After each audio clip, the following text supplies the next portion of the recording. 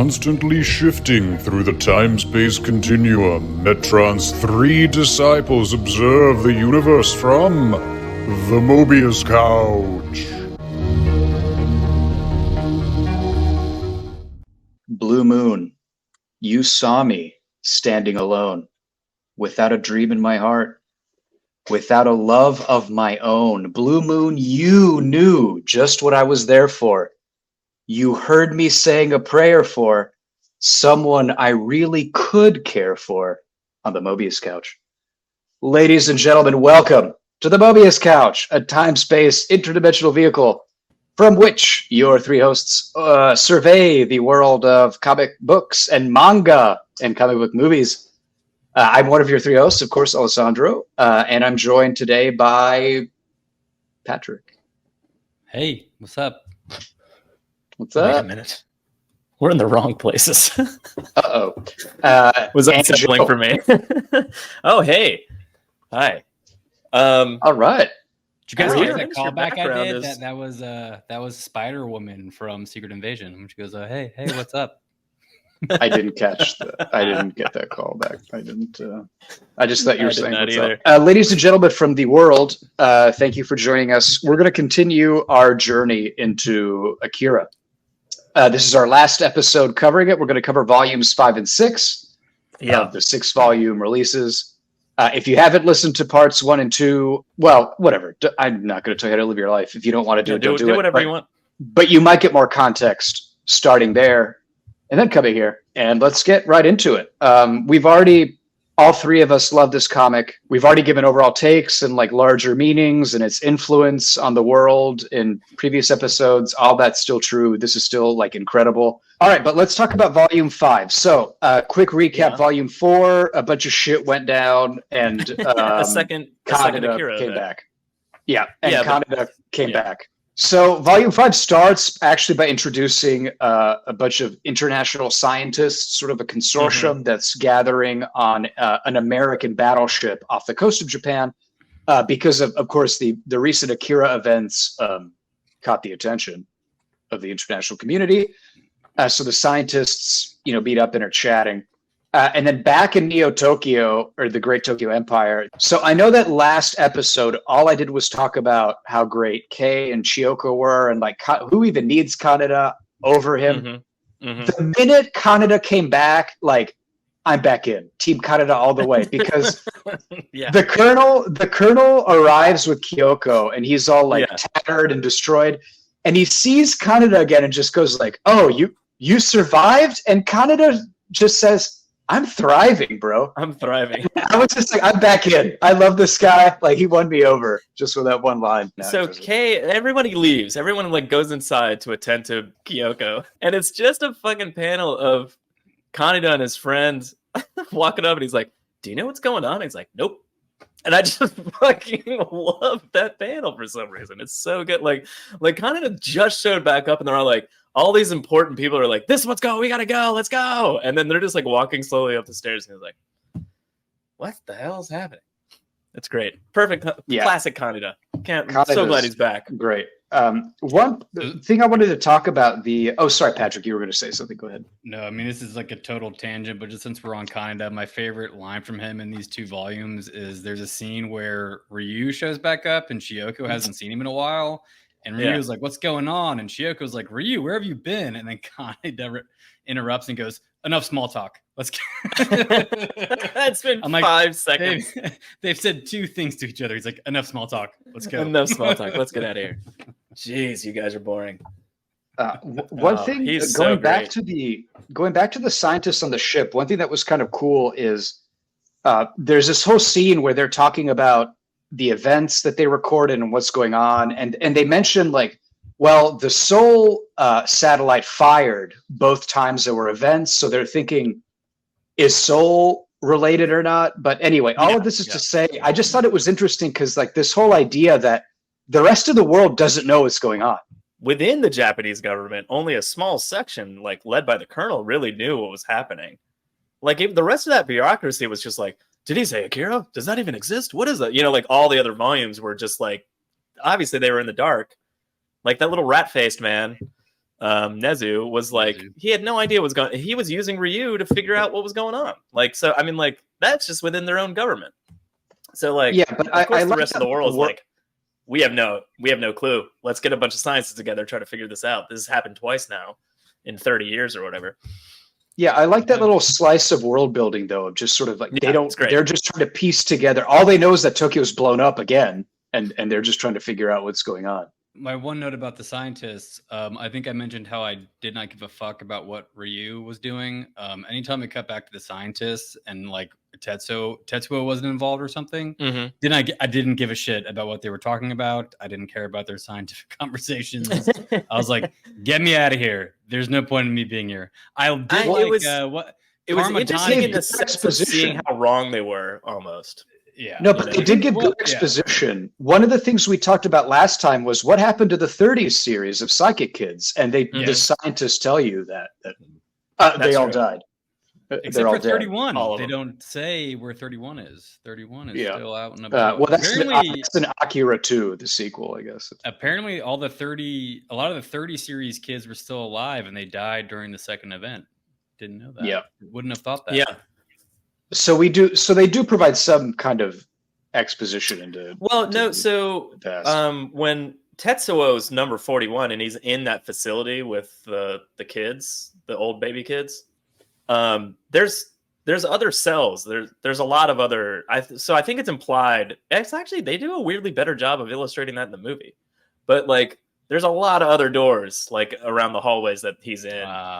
So I think it's implied like that there's other test subjects, and I think that's like where the 30s come in. Those are mostly like janitorial. It's mostly janitorial supplies and closets like that. It's 90% janitorial supplies, and there's like one closet that's just a bed, and it has 32 on the door.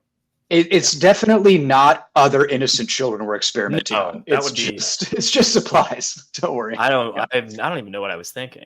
Let's put it this way: if you're not a star pupil, you're not living in the Muppet Babies nursery. With only talented and gifted tag kids get the only talented and gifted old man baby children can live there. That's it. only they get that tag kids. That's easier than saying old man boy children. Old man boy science kids. All right, they'll just be the tag kids. We nailed it one time, and I have no idea what we called them. We were just calling them the science kids, I think, for a bit, right? We called them like old man babies. We called them old boys for a while. Old boys. They are old boys. Well, Kyoko's not an old boy, but they're old boys. I did like how thrown in with the scientists was, I don't know if I'm pronouncing this correctly, Karma Tangi, who's basically, I guess, the Dalai Lama, and he must have like a small connection to the power because he could. Yeah, they're just like clearly he does, but so like but it was just like this. Hey, we've got a bunch of scientists, but also there's a spiritual guy here too, just to cover our bases. We gotta make sure. I love that guy. There was a part where like Tetsuo and Akira are doing something or like showcasing powers, and everyone's like, "Oh, what happened?" And it zooms in on him, and he's just like, "Oh, they played hard." He said like some creepy. He had some creepy line like, "They're playing hard," and I was like, "Okay, he's a little bit of a creepy llama." I think he said something like, "They're resting after playing hard." Yeah, that was it. He's like, they played hard and now they're resting. Kind of. It's like, all right, you're kind of a creepy old man, but all right. He had some great moments, though. He did. So back in the Great Tokyo Empire, Kaneda just gets kind of reintroduced to the status quo. Like he meets the ex clown gang leader, the Joker. Joker, who's, by the way, definitely the hotel, quote unquote, they're holed up in is definitely a love hotel, which is like an hourly rate sex hotel. Didn't pick up on that. And I mean, it's called Hotel Venus. It's called Hotel Venus, so I think it's definitely just a cultural note. Like those love hotels are ubiquitous. Like in Japan, they're all over the place, and you just they're for what they sound like they're for. They're for sex. You go there with a friend and you have fun for an hour and you just pay for that and not a whole night and then you leave. Yeah, I see. Yeah. But so that's definitely a love hotel. You go there with a friend. And one for an hour. Yeah, you do what you want for an hour. Since we're on because Kaneda meets back up with, so there's Kei, who is the psychic girl, and then there's Kai, who is the guy from Kaneda's gang. That's what I'm saying. Yeah. Kai was reading it through the second time. I really enjoyed his character. I was like, I get why Kaneda hangs out with this guy. He's kind of a little badass. There's even he's point a badass. where, he's a little badass, man. Also, he's loyal as fuck. Oh, and yeah, a really totally. good person. And he's like, wow, like totally fearless. Like totally fearless. No, he's a rock. Yeah, he's a rock. He's a good helper. And you know what? They do a good job of conveying that in him in the movie. I think like it actually translates well. Like I got that from. He's barely in the movie, but like he's like there enough that I'm just where like every time he's on screen, he's like, "Fuck you, Kaneda, you need help? Hey man, you're still alive!" Like all that stuff like happens in the movie in a very truncated way, and it's like, man, they did a really good job of like boiling him down to like certain key moments to still get the same impression of that character. Well, just quick plot points. Tetsuo, at the end of 4, he reached the next level of his powers, like we talked about. And then he gets back to, there's a scene of the little Thai guy abusing Kaori because, of course, women have to be abused in this comic. They just can't be left alone. They have to be yelled at. We're in a dystopian, ripped up future. Okay, I think we've already gone in depth into this topic. I don't have to add any more to what I've already said. I don't know if you need to do that much yelling at women and mistreat them, but whatever. The final volumes do a good balance though, because Miyako, man, I loved her so much. Dude, Miyako was hard, dude. She is for real.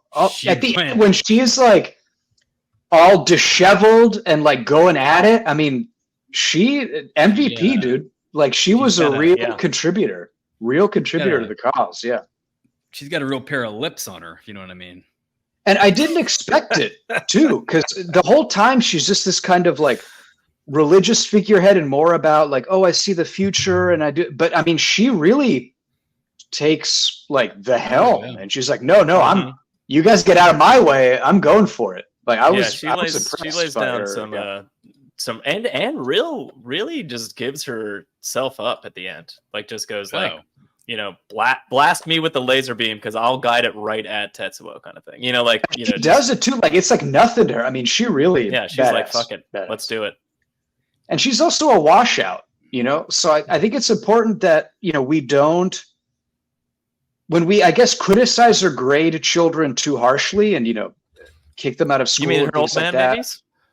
So I just think she wasn't a tag kid. She was a GAT kid, a gifted. No, she was. She flunked out. She flunked out a tag, basically.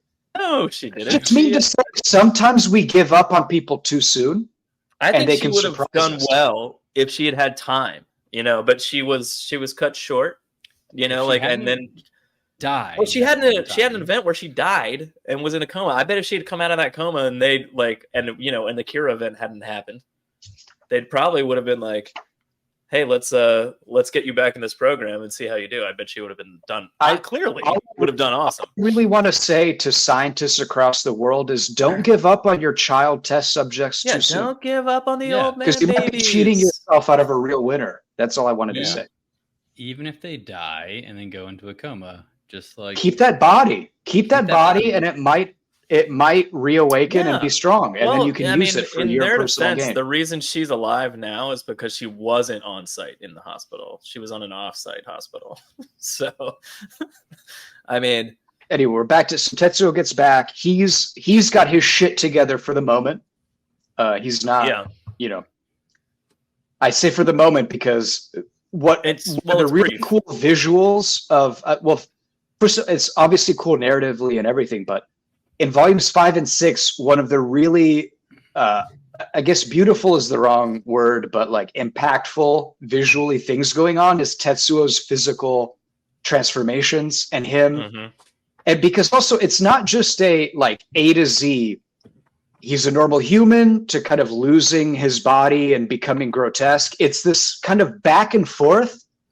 And you can see like his mind keeping it together and then losing it and then trying to keep him together again. And every time he's losing a little bit more of himself, like that, all of that, the way Otomo displays that visually is really A plus. Like that is chef's kiss. The Just way amazing. it's done.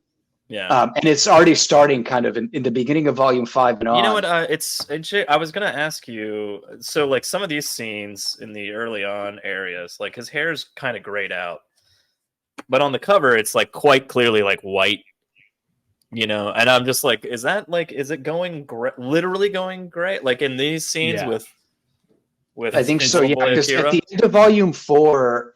Yeah, but at the end of volume 4, it was wider even. So I think it's the more realized his psychic powers get, the more white his hair gets. Like, maybe he's becoming an old boy. Turning into an old man, baby. Yeah, he's becoming an old boy. Yeah. He's becoming a science kid, sort of. Yeah. Here's the overall storyline. Adventure. Kanade shows up. Colonel shows up with Kyoko. Mm-hmm. Kei is like, hey, Colonel, Chiyoko is with Kyoko. Where is she? And Colonel's like, well, if you want to know, come with me. We're going to go into enemy territory and go see if she's still alive. So Kei leaves, which Miyako is pissed about because she's like, she's our whole plan to fight. Yeah, he's Tetsuo. like, she was like, hey, bro, we were going to use her as a psychic vessel. And then Miyako goes to Kaneda and she says, I need you to bring Kei back to me. And my question is, does Kaneda also have kind of subtle psychic powers? Because Kai is like, how do you know where she is? And Kaneda says, she told me. And she goes, didn't she tell me? And I think he has like if there's a percentage scale, I think Kaneda is like 2%, whereas like maybe Kei is like 30% and can be used as a vessel. You know what I mean? But like he's got something because they mention it later in 6. They literally say like, and you, Kaneda, like as in like you are one of the people, like you're like and like you're connected to us in this small way. And he's like, huh? You know, like at the very end of the story. So he's clearly got something going on. I just don't think it's a very large amount of anything that would ever have developed into something, unless maybe they had taken that pill. And he also spent time in the live stream or whatever when he was taken out of reality. Yeah. So I mean, I think he's definitely connection with. Yeah, would he have ever gotten anything without that? I don't think. Maybe not. Probably not. Well, but I think either way, he's a small percentage probably on that spectrum. Someone not on that spectrum, the Colonel. That dude is tone deaf to anything. Zero. I mean, that guy is not on the psychic spectrum. He is. Same with all those scientists. They got nothing. Dalai Lama guy, maybe 3%. Yeah. The Lama's probably about Kaneda level. Yeah. Yeah, but so Kei and the Colonel go back to the original Science HQ to find Chiyoko and save her. So there's kind of a, again, this came out serially, so it doesn't seem super related to the main plot, but this came out over 9 years, so it was a subplot going on during that time. Really, or Volume 5 rather. I feel like it really was just to highlight how ignorant the U.S. military and scientists were, like y'all were mentioning before. The U.S. military, I mean, we were talking about how the Colonel was surrounded by idiots in Japan. Like the U.S. military, they're all idiots. The guy that's in charge just like refuses to believe that psychic kids exist. And every time the Dalai Lama gets I want to talk about that because I didn't read it that Colonel didn't believe in psychic kids. I read it that he politically very much did not want to admit that was happening because he makes a point, like he later in, I think in Volume 5, the scientists mention like, oh, Tetsuo snuck onto the ship and like attacked us. And the Colonel said something like, no, we have the most advanced radar known to man. So it's impossible for someone to have cheated that. Like for us to admit that Tetsuo was on the boat would be to admit that our technology is not the greatest, but it obviously is. Like I think it was more of a willful, like political ignorance to what was going on. It may have been willful, but so Tetsuo attacks the battleship twice. The first time he goes, talks to the scientists, fucks with them, and that leads to the conversation you just talked about. Yeah. He goes back again, and this is when his body is losing control, and the power is basically incorporating other matter. He's taking over fighter jets, and yeah. So the Dalai Lama character is like Tetsuo is fused with the ship, like he is the ship. Yeah, like he's the ship. Yeah. When that is happening, the general's still like, we need to find him and kill him, and the Dalai Lama is like, you don't understand. We are inside of him right now. Like, this is what's happening. We can't fight him. Like, what are you talking about? And the general, like, still didn't seem to to get it. Well, I think in that sense, I think in that situation, you're right. Yeah, that was more of a like he can't comprehend what's going on. The original one, I think, was more of sort of a willed ignorance of we cannot admit that our systems were subverted by someone. 15-year-old. I don't know, Al. You could kind of read that one the same way Patty's suggesting, in the sense of maybe, yeah, it he's could just be. like, what the fuck are you talking about? Our systems are so good. There's no fucking way that could be happening without. Well, there's definitely like our systems picking up.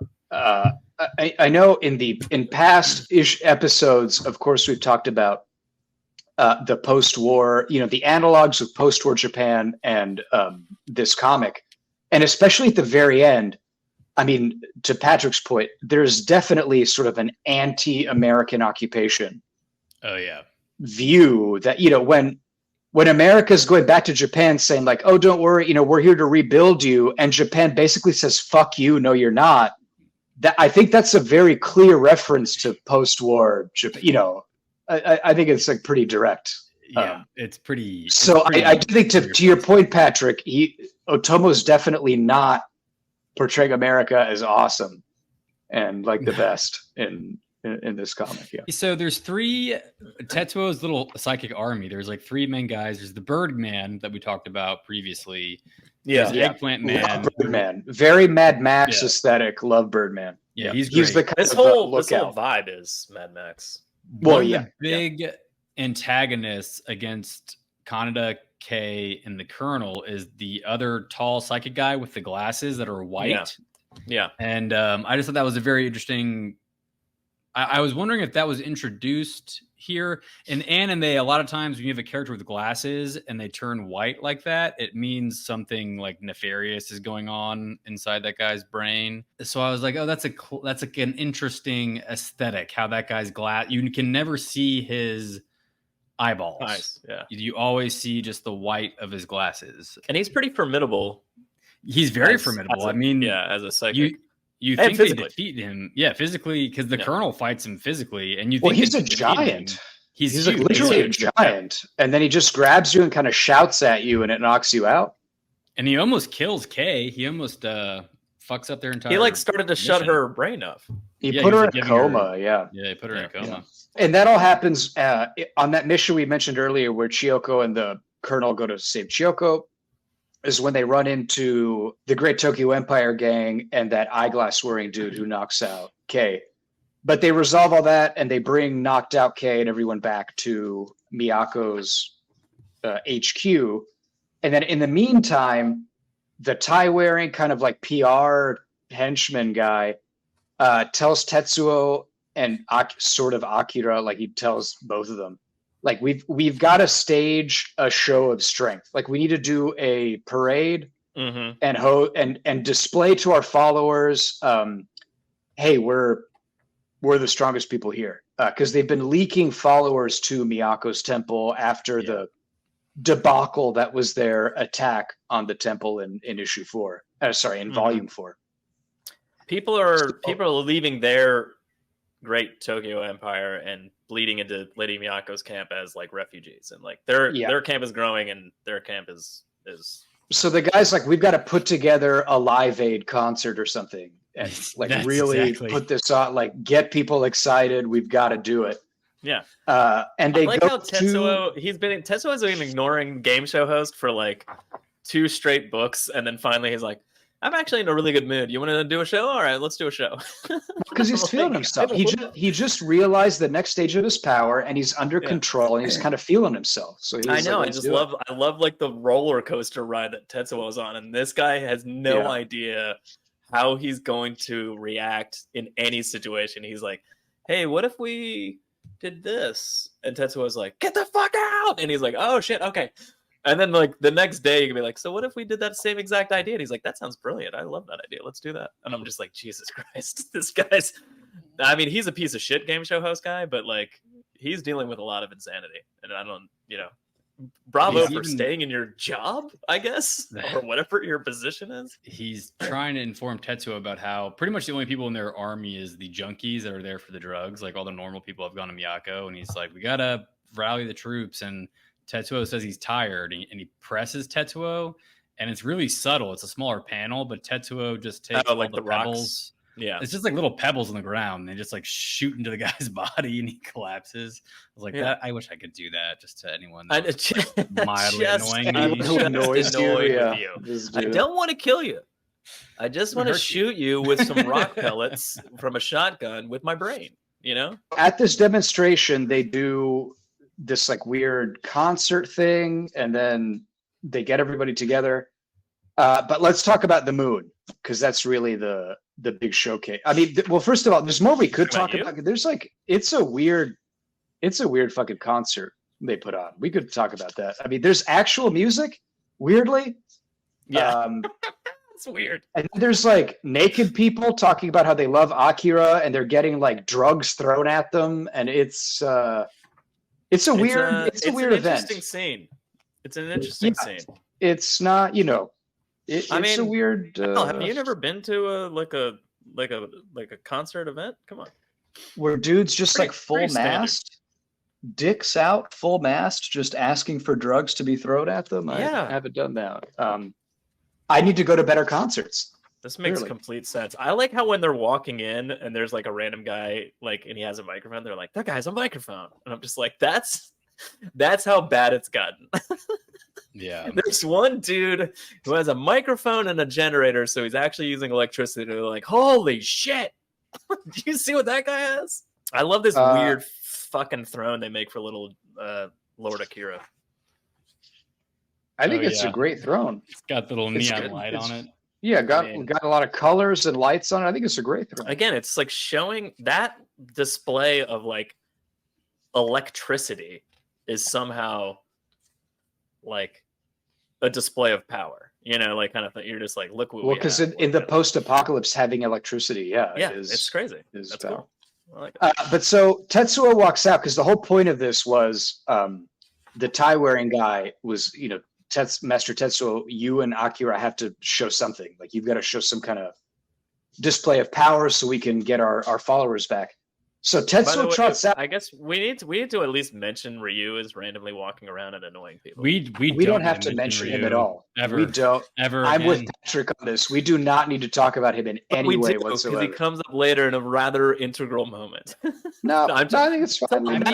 That's all he gets as a mention that he's walking around and annoying people. That's it. Move on. I'm just saying we need to say it. We can bring him up when we can go. Joe, we can bring him up when we need to bring him up. Otherwise, I don't want to hear about it. I'm with Patrick on this. Yeah, I vote with Patrick. He's the worst character. Anyway, he is the worst.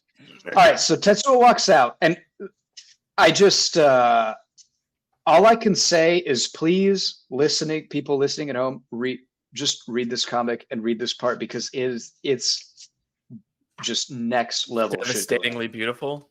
Is that so Tetsuo walks out and he just looks at the sky and says, "The Moon Lord," and Akira says, "The moon." So Tetsuo takes crazy because he barely speaks. So the fact that Akira just said it's fascinating, because at this point in the comic, you think Akira is saying like, "Yeah, the moon. That sounds good. Do it." But later, when Kyoko has like a monologue about Akira, we really find out he's not even a conscious person at this point. He is just a vessel. So all he's doing in this moment right here is repeating the fucking word he just heard. Like, he's not at all commanding Tetsuo, "Oh yeah, go do that." I don't. So even though he's not quote unquote awake, I think this is post Tetsuo kneeling before Akira in a legitimate way versus I'm just kneeling before you because you're a puppet and I'm going to control you way. And I do think that there is some like level of psychic connection where they're like on the same page, sort of. I don't know if he's literally commanding him to break the moon. I'm just saying he's more than just a puppet at this point, and he is beginning to wake up, and they have a connection where like Tetsuo sees himself as subservient to Akira for the first time in these all 4 volumes, kind of. I don't know. I mean, the way Kyoko describes it later, I pretty much read that as like he's just regurgitating the last word he heard and is not conscious at all and ordering Tetsuo to do that. Like, he's just a mirror, just slinging like back halfway. It's hard. Yeah, it's ambiguous because It is ambiguous. It's very ambiguous because Kyoko does make it clear that Tetsuo has still got his consciousness, and if he loses his consciousness, then they're fucked. So like they can't push his powers too soon. Whereas Akira has lost his conscious mind and he's just the power inside of this little boy. But at the same time, there's like comments about how Akira was trying to move humanity forward and stuff like that. So I feel like the power still has a consciousness of itself and is pushing Tetsuo. Like I feel whatever is inside of Akira is still pushing Tetsuo to try to get him to the same point where the power in Akira is at. It's all very ambiguous though. It could be interpreted different ways. But so Tetsuo flies to the moon and just blows a giant crater into the moon. And I just want to these panels are next level. So the stadium looks like a crater anyway. And it also has this pillar that kind of looks like a rocket ship. And then you see the moon. Like these kind of panels are just it's next level. That kind of setup and the visuals he uses are just unreal. So I just want to tip my hat to Otomo, the artist. Show the other page now. The cracking of the stage is fantastic. Like just the 1 second he's there, and then it's not like he flies into the air and they can all see it and it's like a display. Like he launches off the ground and it's just boards breaking up, and ripping off the ground kind of thing. Yes. Yeah, there you go. Right there. It's just like it's just this moment of and they're all like, wait a second, what just happened? Like they don't even comprehend that he's about to do what he's about to do. And it's just floating through space in front of the moon, and just the panels of him silently in space, like landing on the moon and like concentrating, and then just like giant explode. You're just like, geez. And then of course, I mean, it's up on screen right now, but the spike of debris that like launches off the moon that they can all see from Earth, and you're just like, it's crazy. Like if you're in that audience in that stadium, and looking up at the moon, you just be like, oh my god. Again, what we've seen for issues and issues is Kyoko's temple. Look at that pillar. Look at the moon pillar. Mm-hmm. Like that's that kind of image motif of like the crater and the pillar coming out of it is just throughout this comic. He mirrors imagery a lot, and I mean, that's not that subtle, and yet still pretty subtle, like kind of thing. Like, like you might just be like, oh, that's Miyako's building. Like you might not have like thought about it kind of thing. And the other cool thing is, so after the explosion, the debris makes sort of a Saturn ring around the moon. Yeah. It's just visually, it's incredible. And then of course there's the fallout of like just fucking with the moon's gravity for 5 seconds like that. Just devastating. So it's like a devastating event. So it starts a geostorm or something on Earth, a megastorm. Yeah. I love. So we haven't really touched on it, but Kaneda through all this was like, first of all, he stole 2 bikes from Joker, and Joker's all mad about it because he's been like rebuilding a garage filled with like bikes, and like he has one of those flying ski machines or kind of thing. And then later on, he's like, they take Joker back under the subways to like where they saw 2 more of those flying machines, and they're like, look. It's not that bad that we stole those bikes from you. Now you have the opportunity to like get some more of those flying machines, and we can you can fix all this stuff up. And then 2 seconds later, the subways get flooded because the moon got destroyed, and they lose like 4 or 5 more bikes and all the flying machines. And you're just like, I love how like Kaneda just inadvertently just keeps fucking with the Joker character, because it's just he's just like so mad at Kaneda for messing up his bikes, and then just sequence of events keeps fucking him up further, and it's just this weird, subtle, like, I don't know, character plot line that I just adore, because it's just because it's kind of still fucking around even though all this serious shit's happening, and I just love it.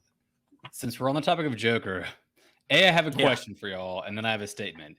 In the earlier volumes, doesn't someone hit Joker in the face with their tire on their motorcycle? Yes. Does that happen? Yeah.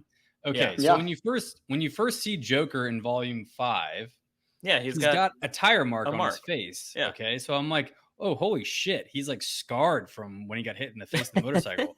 No, it's a tattoo. It's a tattoo. No, it's not a tattoo. It's face paint. He changes it constantly. He changes it. Oh, so here's the point I want to make about Joker.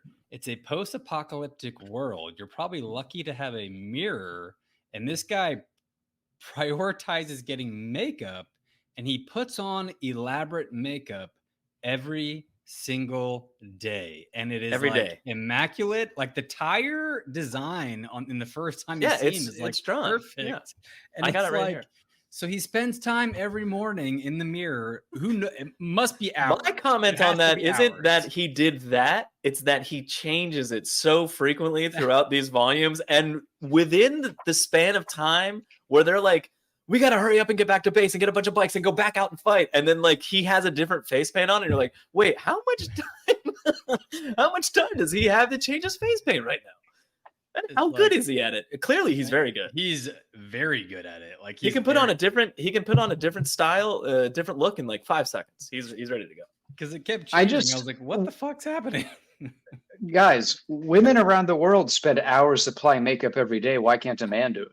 But he doesn't have hours. That's my point. It's like there's times where he's wearing one face paint, and then it's 5 seconds later, and they're leaving to go do something else, and he has a completely different look going on. My point is, if you've ever tried to put on makeup, like it can take hours just to do like your eyes. Line. Like a line. He has full like perfectly symmetrical. All the lines are perfect. Everything is perfect. It's immaculate, and that's what he's up to in between takes. That's what he does. So that just kind of broke my brain. That was like a little detail that just kind of broke my brain. I loved it. Reading it. It's like I did too. I actually really loved Joker's character. I mean, he was kind of like the grounded big brother to Kaneda, and Kaneda kept stealing his shit. Where like Kaneda is the big brother to Tetsuo. Yeah, but he puts up with him like the way a big brother would put up with a little brother, It's funny because in volume 1 they're literally trying to kill each other, and then by this time they have this like brotherly love thing going. But are they though? Because like, well, I guess they are. Yeah, I mean, but not like a lot. Okay, I don't know if they're literally violently trying to murder each other, but they're on rival gangs. They're rival gang. They're rival gangs. Like, but those are independent actors within their gangs. They're murdering people left and right. Like the first volume, they are just murdering each other or people around them. I think if they had the opportunity, they were going after each other's gang. Like, and they're the leader of each other's gang. Like, I think if I know, but those are pawns, Patrick. Pawns, you can kill a pawn. You know, we're talking about two kings. Okay. Yeah, the kings don't. Are the two kings really going to kill each other? I don't think so. I mean, of course. A pawn, your occasional rook, get them out. The kings have mutual respect for each other. Don't you understand how gangs kill each other? They ain't gonna kill each other. Listen, you need the other gang to be the enemy around which you can rally your own gang. You know what I mean? Yeah. If the other one's this situation, it's just game recognizes game. You know. Listen to me. Even a pawn has the power to take a queen. You know that's not. You know who said that? Sailor Mercury. So okay, she's a philosophizer, and Oh shit! Good point. Stand corrected. Good point, Amy Chan. I stand corrected. Well, in X-Men 3, I think Magneto made some comment like "Let pawns die" as he sent his followers out to die, which is something the real Magneto would never do. But movie Magneto 3, we did that because that movie sucked. Like 90s Magneto probably maybe would have done that. I don't know. Yeah. Anyway, I just wanted to make fun of that shitty X-Men movie while I could. I just wanted to name drop Sailor Mercury because I feel like she doesn't get enough cred. I respect that. Yeah, she's a thinker. I respect that. All right, so Kaneda comes out, sees the moon's blown up, and then Tetsuo gets back, and now we see Tetsuo really start to lose it because. Yeah. As we learned, so at the end of Volume 4, Tetsuo reached the next level of his powers, and everything was, he's getting closer to Akira. Oh my God. What we then learned from, again, Kyoko. Kyoko is just our knowledge queen. She's dropping info right and left. And what she mentions is that, the more power Tetsuo unlocks, the less control he'll have over that power. And so the end of Volume 4, where he's kind of like seems fully realized and in control, is just sort of this lull before he unlocks more power. And then that's going to degrade his body more and more. Yeah, when they find out individualness more and more. When Miyako tells Kyoko and Masaru that Tetsuo has blown up the moon, they're like, "Oh shit, that's really dangerous. If you're expending that amount of energy, he's gonna have a hard time maintaining his form." And that's when they kind of bring up how the drugs help them keep their forms with their powers in check, but like unleashing that amount of psychic energy at the same time is going to lessen his ability to maintain his physical form. So after the moon scene, Tetsuo's body that's when his body really starts kind of going insane. And he kills a bunch of people, and it's frightening.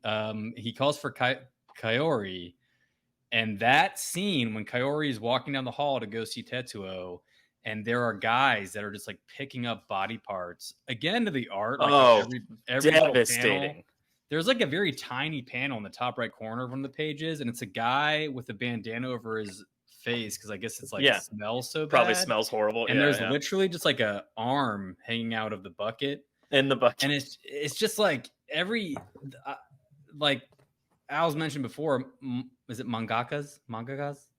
People who draw and write mangas, they draw and write all the panels. But if you read manga, there's a lot of panels that you can tell the artist was rushed and they just had to get it done. Whereas this, it's like the guy did not cut any corners ever. No. Every panel in this is drawn with the same level of intensity that you would draw like the huge scenes, like the giant battles or the blowing up the moon or like anything. Like it could just be two people walking down a hallway having a conversation, and the hallway is immaculately drawn with this amazing perspective with all these details everywhere, and you're just like, wow. And it's just also beautifully drawn. It's insane. And the hand sticking out of the bucket was a good moment. Yeah, it's good.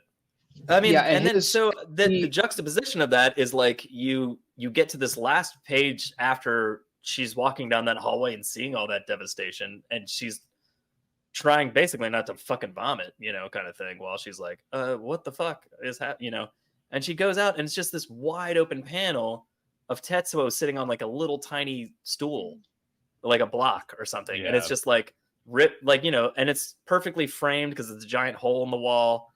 And it's just, and you can see the devastation of the city behind him. And it's just like, just that alone, you're just like, and then he just like, it zooms in on him a tiny bit and he just says, Kaori, like that's it. Like he looks at peace. Like it's so he's compared to the devastation of the hallway. Yeah.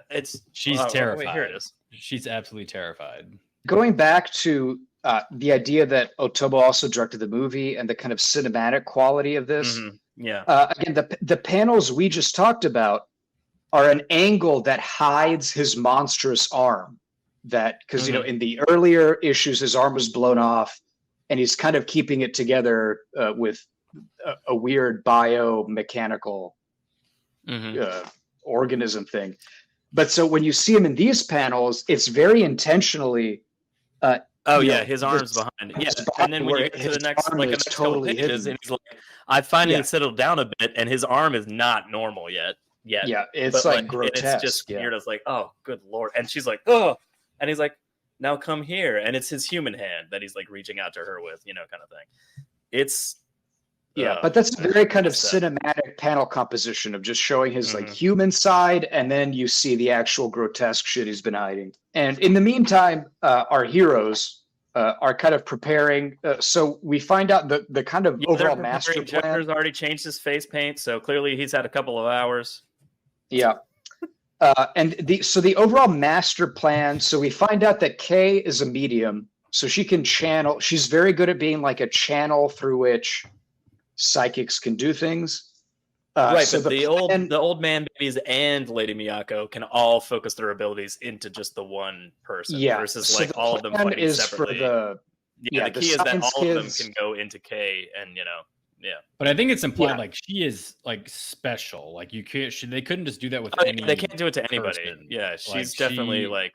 It's almost as if her body's able to combine and amplify their powers, but it didn't really seem like she has her own powers. She doesn't, which I find problematic. Like this idea that she, the main female character, her special ability is to be a receptacle into which other people can toss their power. I mean, use it's two her women and as one a- old man boy. I didn't really like that construction. I didn't really I prefer that as opposed to because two of the three are women that are putting their powers into her. If it was Kaneda, I'd be like, this is really stupid. I just would have preferred for her to have a little bit more agency in that, rather than just being like, "You're going to be the gun we all hold." She had agency of her body, though. They basically were like, "Hey, we're going to give you our powers, and you can use them how you want. We hope you don't fuck it up." As opposed to the first or second volume, the first time Kyoko takes control of her. Yeah, that was a full takeover. Yeah, she's literally a puppet, and she can't remember what's happening to herself either. Right? Yeah, because she'll like wake up and be like, "Kaneda, what are you doing here?" And he's like, "Do you not remember the last 5 minutes?" But also, there comes a point where she's still doing powerful things, while all of that's, they're dead, at that point, or they're gone, kind of. So I mean, like. At least Miyako is, Yeah. And she's still like flying around. I don't know. So maybe there's more of a permanence there towards the end. I think there may have been like a lingering, like Miyako is basically. Yeah, maybe like, it's just lingering. This is the last little bit you got. Yeah, it might have been. Yeah, because you're right. Because like at the very end with Great Tokyo Empire version 2, she's just riding a bike and like not flying around. Yeah, it might have just been the last bit, kind of like how in Dragon Ball Super when Vegeta is getting thrown out of the ring, but he takes his remaining energy and gives it to Goku as like a last little you lost me. I got push. Exactly. So it's kind of like that, just a lingering power. But so right, the overall plan though is that the other science kids are going to channel all their abilities into Kei, and she is going to fight Tetsuo. Well, by the way, is Kaori a saint? Is she just like, God walks the earth, good person? Like, why? Yeah, my only note. I think she's mostly a good person. Yeah. Why on earth is she so pure? There's a lot of kind of like Pietà imagery of her holding Tetsuo, sort of like a Mary holding Jesus. There's a lot of that. Poor Kaori. All she was trying to do was get medicine for her dad, and that was it. That's all she was trying to do. And God knows where he is. Probably dead. Poor girl. Can you imagine at the end of volume 6, she's just sitting there like, 3 days ago, I just wanted a Band-Aid. And like now I'm here, I mean, that must needed be some like aspirin for my father, maybe some antibiotics. I was looking for ibuprofen, and this is 3 days later. Like, I mean, what a journey she went on. I've been kidnapped. Yeah.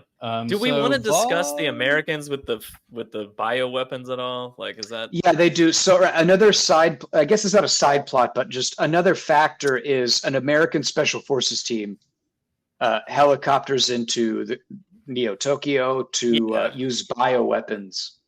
I think the main importance here is that they kind of kick off Tetsuo losing control again at the end of it. They kick off the return to control.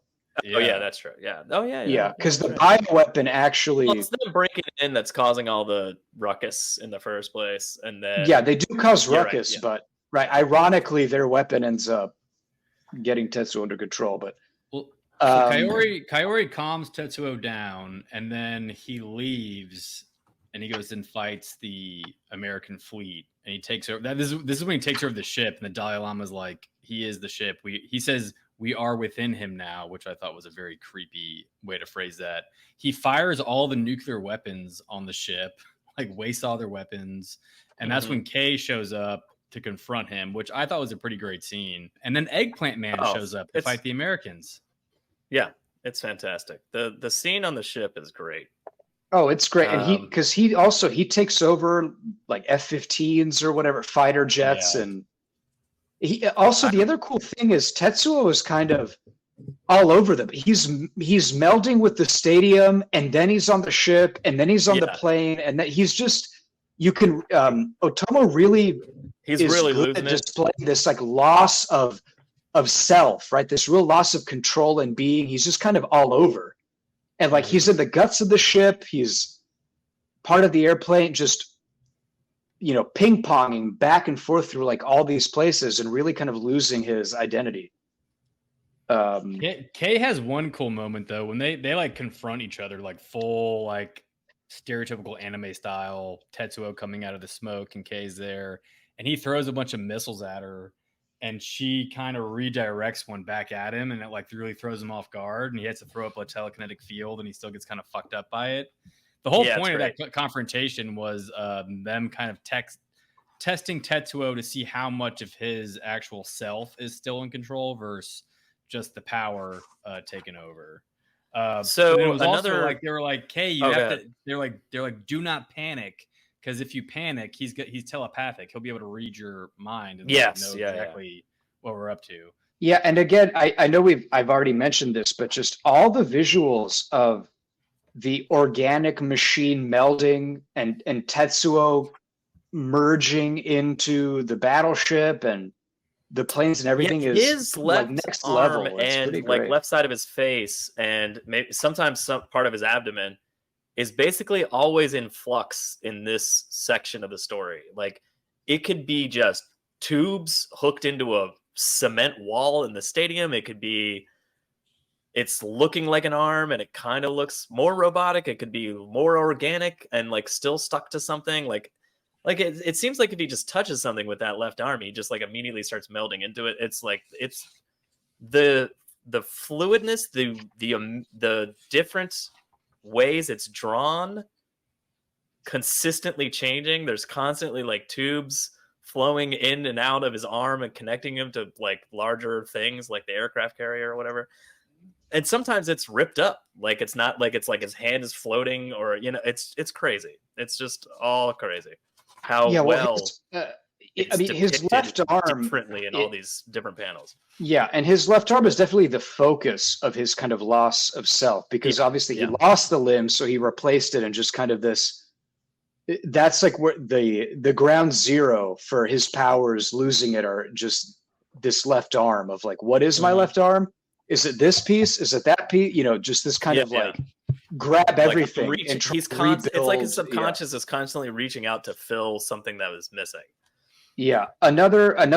Sorry, because we're almost at the end of 5, but another thing I want to mention, we get to see boobs. We get to see Kay's boobs. Oh, that's way back. Yeah. So I just want to mention that we get to see boobs. I mean, Volume 6, Tetsuo hangs full dong. Yeah. And Kay tries to seduce Kaneda, and he rebuffs her. And this was the same guy that impregnated school nurses. So this is real character growth. Yeah, for him, He is a completely different character by Volume 5 than Volume 1. Like, well, he did spend time in the live stream, so that changed. And being like the comedy relief character, he has this tendency to feel like he hasn't grown at all with like the things that he says and like the way he acts. But in reality, like things have shifted within him. He has changed like since the beginning to now. Like he's vastly different. Like you were just saying, I mean, like especially considering not the same. In Volume 1, his first interaction with Kay is seeing her randomly at a bar, being annoyed that she's talking to an older man, and inserts himself like misogynistically into the conversation and pretty much forces himself to like hit on her. To where he's at now. Which is like, this isn't the right time. I have feelings for you too, but like I don't think we should do this right now, kind of thing. Yeah. Like, which is like, mind-bogglingly different from Volume 1. Yeah. So my last note about Volume 5 is that it ends with the U.S. Army is infiltrating, and there's 9 U.S. soldiers, and they come up against Eggplant Man, who looks like a little old woman, and Eggplant Man, the art again, his hand reaches out, and there's like lines making it seem like it's like shaking, and then he just goes squish, and one of the guys' hearts explodes, and he dies. Yeah, I was like, oh man, so good.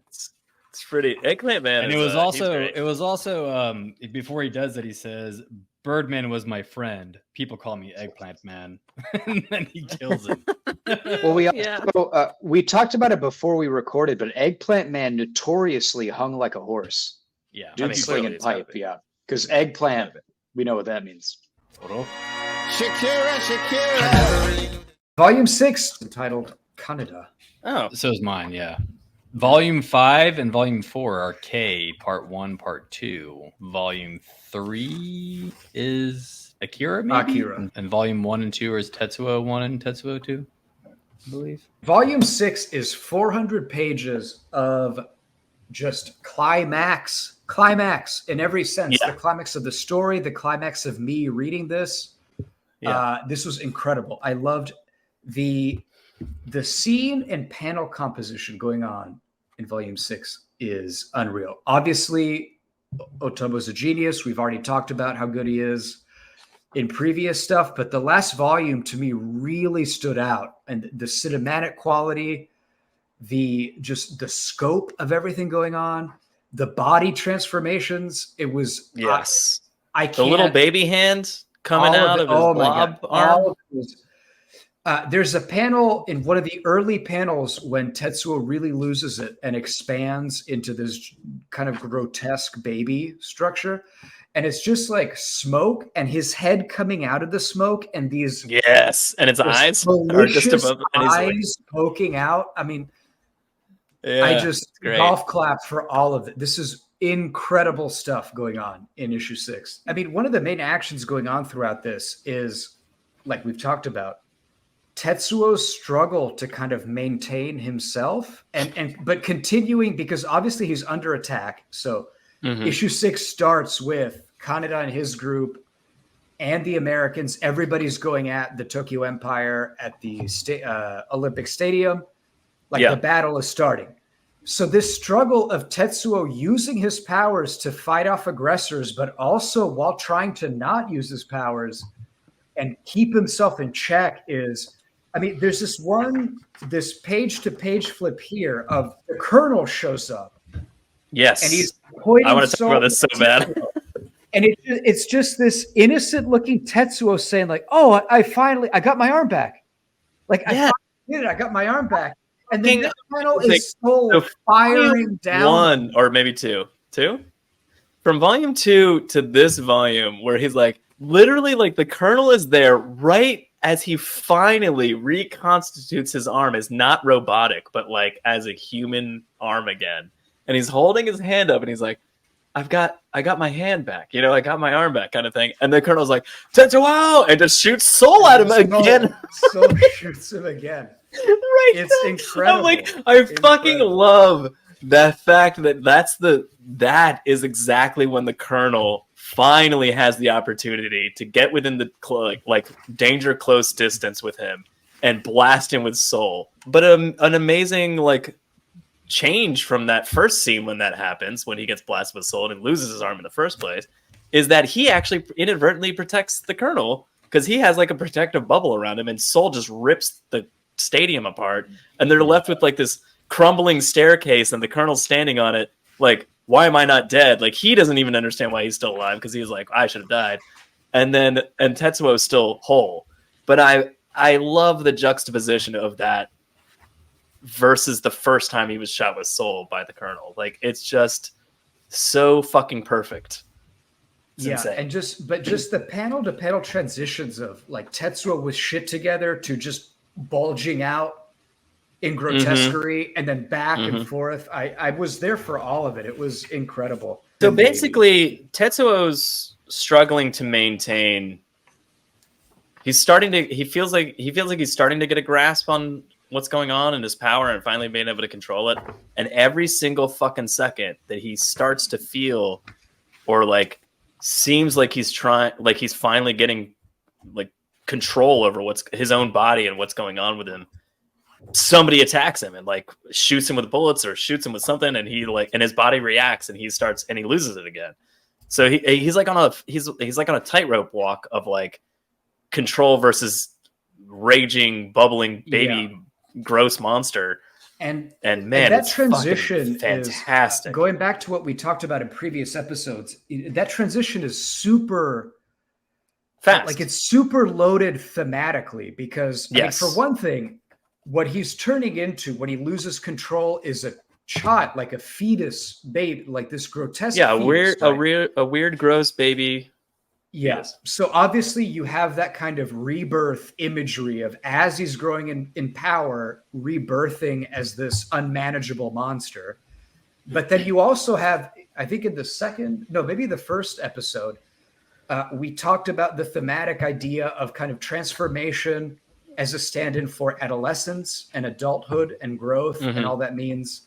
And so you have a lot of that here too, because as we all of a certain age who have gone through adolescence know, it's not a smooth transition from baby to adult. It's like hormones and also, weird shit and pimples and body changes and weird shit you can't control. So all of that is like very loaded in the visual imagery we get of Tetsuo's transformations. Yeah. And then I guess we should say that his little gang decides he's out of control and they want to kill him. And Kaori tries to go to warn Tetsuo and they shoot her in the back and kill her.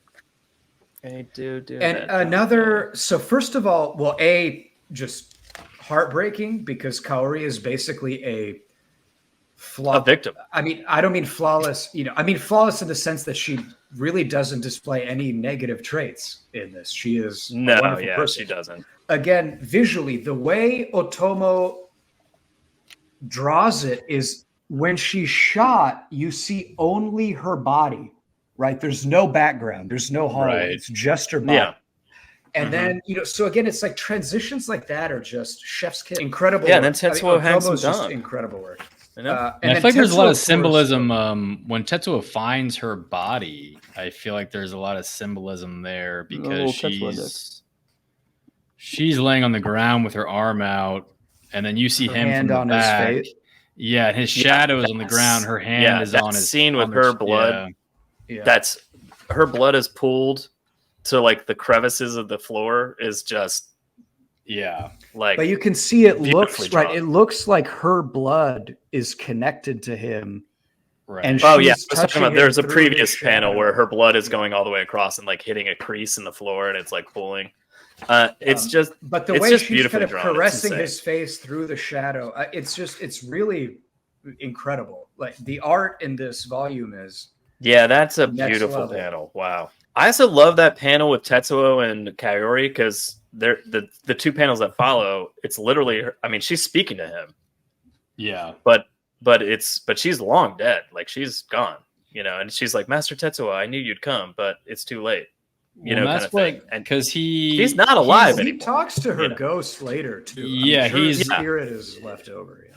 Like his story I guess he still is like fighting people, but he takes her body and he's trying to basically use his powers to resurrect her. And I guess we'll get to that. But also another really touching scene when we get to there. But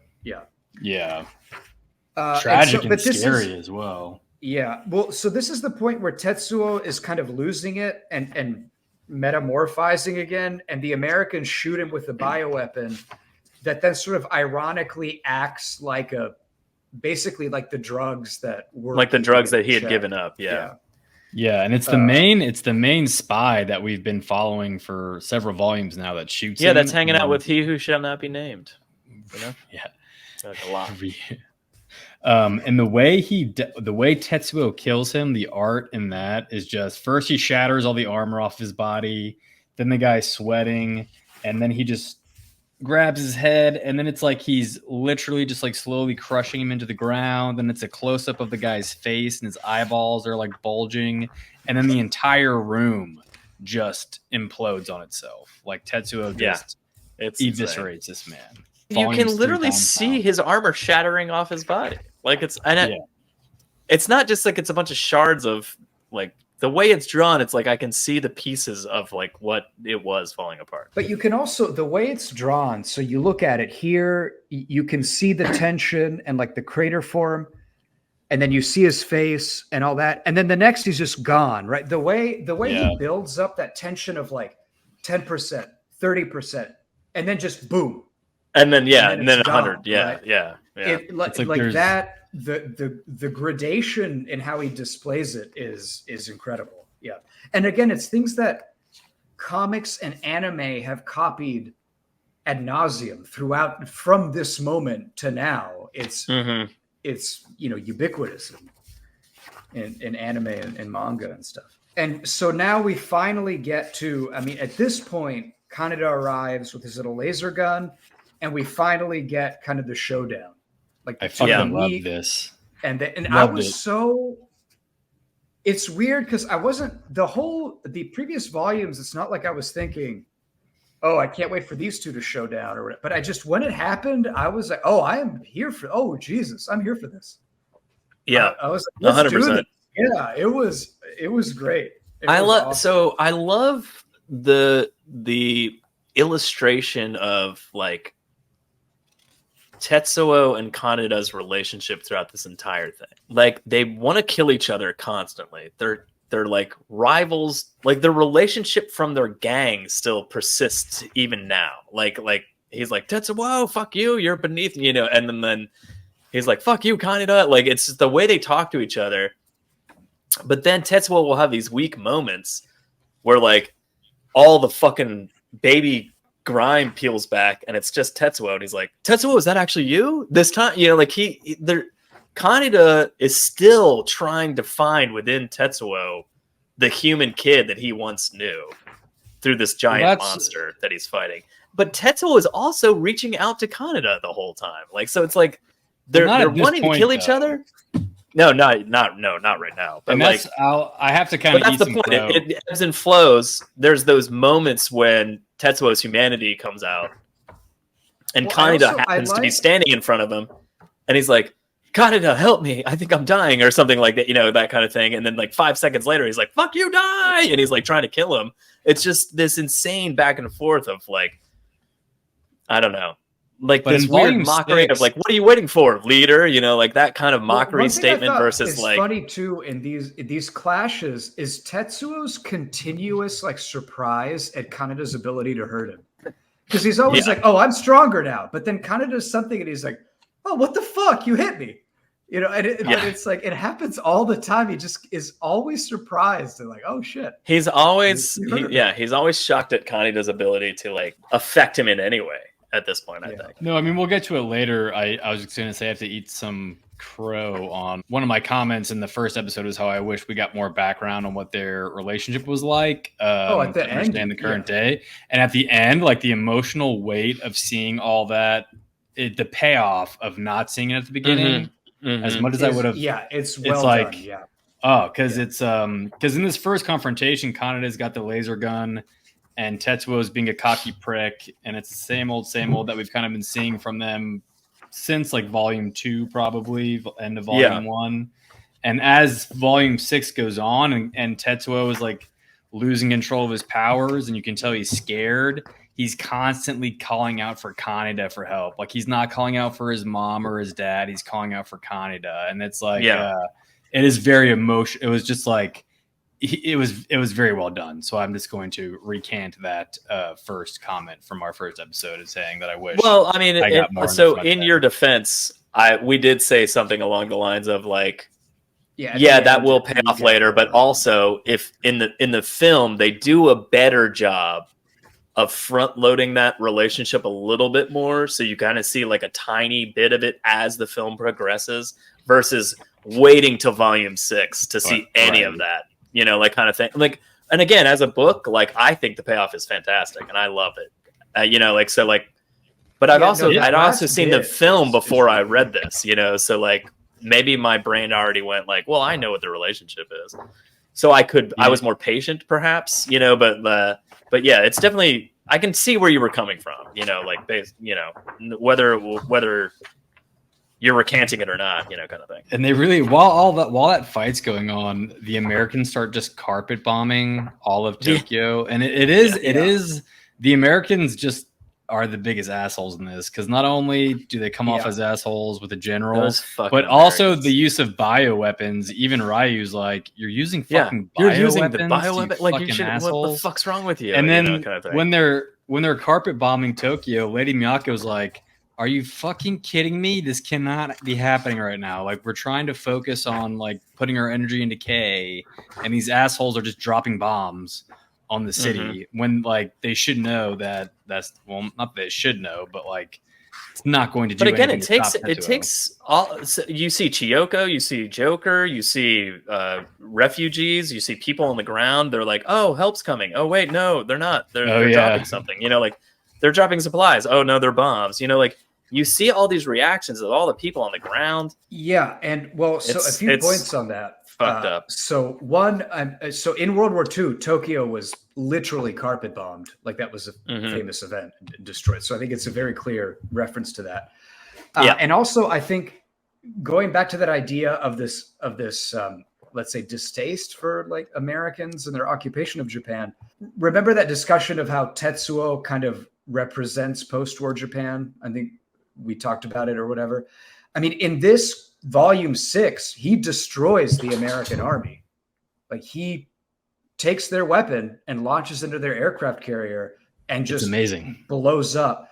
But I think there's, I don't think Otomo, was like, I'm sure didn't have anything against Americans in general, but I think there's very much a distaste for the American military and the kind of overburdening presence of Americans and all that. Mm-hmm. And I think there's a lot of that is just kind of this exercising in fiction, this sort of desire of being like, well, you like your big weapons so much, here, you get to die by it. Here, we're stronger. Well, and it's literally like the Americans literally do not even know what is going on, and they're taking these drastic actions when they have no idea whether or not those actions are going to make things better or worse. They're just, I know best. This is what we're going to do. Let's do it. Who cares how many people die? Yeah, etc. I mean, there's definitely, I think, in all this comic as a whole, but especially the 6th volume, I mean, there's definitely a little bit of a fuck you America fantasy going on of like, we're stronger now. We're going to destroy. We're not going to accept your help afterwards. You're not going to colonize us after this war. And like, we win this war. There is a little bit of that going on. Definitely. I also love how the Americans' laser satellite is named Floyd, not any like Floyd is what it's named. Like what? I wonder if that's a reference to anything. I'm trying to think. I mean, it's probably. It is. I'll say Floyd is pretty cool because it's like Soul, but it's sort of a steady beam. They can move and aim. It's kind of cool as a. Which somehow they shoot it and it runs for like a solid mile and it stops right before it gets to Tetsuo, and it's like, you guys couldn't have I love it. Planned this a little bit better. Maybe start it a little sooner. I do like the quick, like within the fight of Tetsuo smashing K with the blocks. Yeah. And the Tetsuo again, out of nowhere, like my laser isn't working. I'm gonna smack him with the end of my gun, kind of thing. Like that's all I've got. And again, Tetsuo was like, "What the fuck? Where did you come from? Hitting me with a gun? You just hit me." He basically ran up and hit him with a baseball bat. And Tetsuo was like, "I'm all powerful. How did I let this guy through my defenses?" He crushes kicking him in the stomach and shit. Yeah. Kaneda crushes his throat to the point where Tetsuo pukes blood up. Like, you can see like he's gripping his throat, like he can't breathe. Yeah. But even I love this panel. So in the middle of their fight, and he's like, "What are you waiting for? What are we doing?" And you just see them staring. I love the expressions he drew because they're just these kind of wild, aggressive, violent stares, but like with no, you can tell that like neither one really wants to murder the other. It just seems like aimless. They're brothers, man. Like, they love each other. Kaneda at the end of the day wants to save him. He doesn't want to kill him. Even when the laser's coming, Kaneda starts running and he goes, "Tetsuo, run." Like run from the laser that's about to kill you. Yeah, he's like, run for your life. We're gonna die if we stay here. But again, I like that panel because it's just this crazed, like you can tell it's just aggression without a real direction. Like I just don't think they know what they're doing. They just have all this anger and aggression towards each other. I love the response is just Tetsuo shooting up into, like following it up into space. I love like the float. I love the floating debris that follows behind him, like through the clouds and into space. They do this in the movie to Soul, though, not to Floyd. Yeah, not to to Soul, but not to this. Yeah, Tetsuo flying to space and just destroying that and bringing it down is just not the movie, but in this, he brings it down on top of the the aircraft carrier that's out there. The best part about that though is that the general refuses to evacuate. He's like, I'm not going to turn my back on my enemies. Let's just move, because he thinks Tetsuo is just literally crashing the satellite, and then it gets into Earth's atmosphere and the laser shoots off it. And he's like, fuck, the laser is still active. Like Tetsuo is shooting the laser. Yeah, Tetsuo is bringing it down with the laser shooting. And then one thing I wanted to talk about, when Tetsuo gets back, this was a pretty touching moment where he kind of sees Kaori's ghost. Yeah. And he's trying to sad. He's trying to resurrect her, and it's very it's terrifying, because she says that she can hear him but she can't see him. Yeah, it's sad. I mean, it's one of those things where it's like an overextension of his power. Like, he's trying hard to make something happen that's just not going to work. And like I mean, he says, I failed, like, kind of thing. He's like, I'm sorry, I failed, kind of thing. And I don't know. That's pretty brutal. Well, it's a very kind of like a Frankenstein, Bride of Frankenstein. Yeah, like he sort of brought her back for a second, but it wasn't. Yeah, he's even, just trying. Yeah, it wasn't like, it was a puppet sort of. I wasn't really there. And then he goes back to kind of Akira's original like freezing pod. Yeah, he takes her body down there, and I'm not. Is it him going like, let's just go back where all this began, or is it him going like, I'm going to bury Kaori now? I'm not sure, or maybe it's both. But I mean, the symbolism of him going back to that original spot where Akira was frozen is pretty cool. Yeah, Shakira. Yeah, I don't know if he was trying to like tap into some power that might be there to resurrect her, or if he just wanted to. I don't know. I don't think so. I think he was just like, this is over. I'm gonna put her to rest. Now, kind of thing. Yeah, I mean, he was. I mean, that bunker is like miles and miles and miles underground. Maybe he was just trying to get away from all the noise. But we cut from there back to Miyako with Masaru and Kyoko, and she's kind of explaining what's going on. And she's like, it's kind of up to you two now. Or no, she's like, this is like our last stand. And she brings her monks in that have psychic powers. And she says, if they have psychic powers, nowhere near as strong as y'all, use them as your shield. And Kyoko and Masaru are like really thrown off by that, being like, we're not going to let these people sacrifice themselves. And I really loved all these scenes with Miyako towards the end, because they're about to protest. She says, don't say it, I understand, but they would only be troubled by your compassion. They know their duty lies on the other side of death, and besides, I've already prayed at their funeral. She just has a lot of very fucking followers that she has. I think she cultivated these people like over decades. Yeah, I mean, clearly. But they're fucking they're in a cult. They're like loyal to a fault. But I mean, the way they fight and the way that their formations and how they like are all in sync with each other, and how she points out that they're basically just like Bush League psychics, but the five of them with her are able to hold off Tetsuo in his monster form for quite a while. If we're calling Kaneda like a 2%, do you think they're like a 1%? I don't. Okay, or do you think they're like a 5%? Like they're above Kaneda in the sense that they can do a little bit. Maybe Kaneda has more potential, but she's been trained. Like he has no training, and Kaneda probably has more natural potential. But these people were groomed by her probably from a young age, kind of like Kevin Spacey. I think she found people like Kaneda and Tetsuo and just like groomed them, basically. Yeah.